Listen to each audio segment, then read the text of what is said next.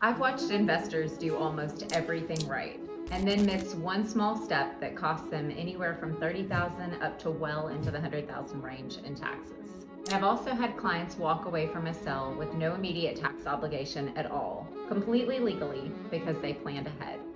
If you own investment property, there's a good chance you've heard of a 1031 exchange, but most people hear about it too late. It can be a powerful tool for investors, but only if it's done correctly. So before you sell an investment property, let's walk through how a 1031 exchange actually works and where people unintentionally disqualify the exchange. This is one of those details that protects your long-term plan, and it's easy to miss.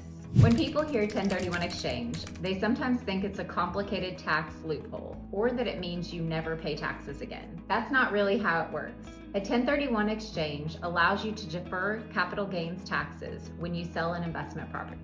If the property is sold in under 1 year, those taxes can account for about 30% of your profit, which is why deferring them allows more of your equity to keep working for you. You're buying time. In real life, that simply means you're choosing when to pay the tax instead of paying it sooner than you have to.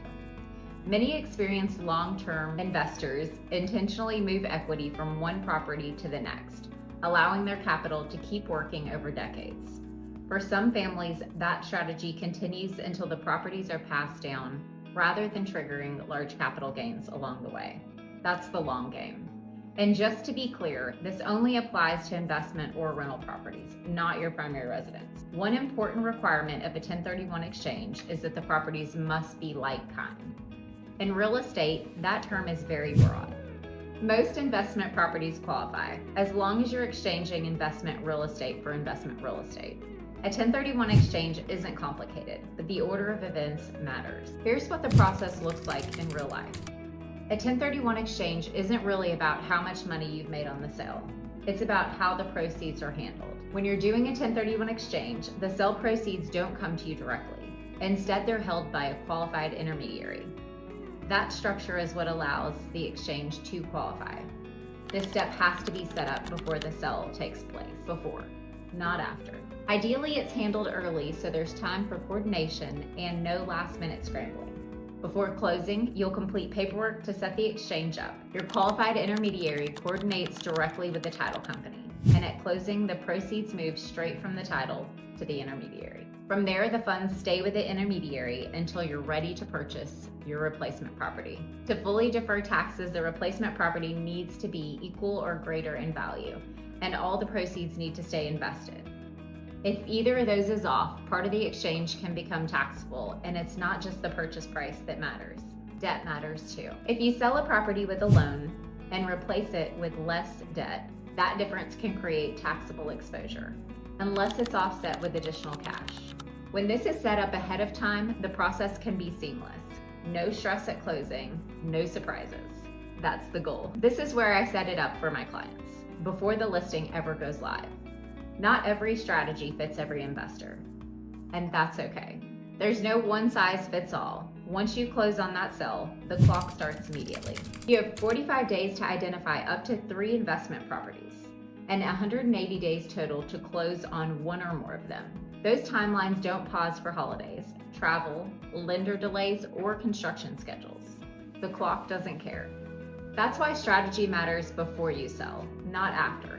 Planning early gives you options. Waiting puts you on a clock. This is where I help clients think ahead, map out replacement options, coordinate timelines, and make sure the real estate side supports the exchange instead of creating stress. I had a client who owned a small rental he'd held for years. He was ready to sell but wasn't in a rush to buy his next property. If he'd sold without planning, a large portion of that equity would have gone straight to taxes. Instead, we planned the exchange before the property ever hit the market. He used a 1031, kept his proceeds working, and later moved into a property that better fit his long-term goals. That changed everything. That decision didn't just affect one deal. It gave his family more flexibility and better options going forward. Because when you understand the timing, the entire strategy becomes much more clear. Clarity changes decisions. Here's what to remember. A 1031 exchange lets you defer taxes so your equity can keep working. All proceeds must go to a qualified intermediary. The replacement property must be equal or greater in value. Debt replacement matters, not just price. Planning before you sell is what protects the entire strategy. You have 45 days from closing to identify the replacement properties and 180 days from closing to complete the purchase. I'm not your CPA, but I can help prevent tax surprises in real estate decisions. And this is exactly why education comes first and the rest follows. If you're an investor thinking about selling an investment property, subscribe for more Strategy First real estate guidance. And if you're even considering a sell, talk to me early. One conversation can protect a lot of equity. Drop a comment if you want more videos breaking down real estate investment strategies.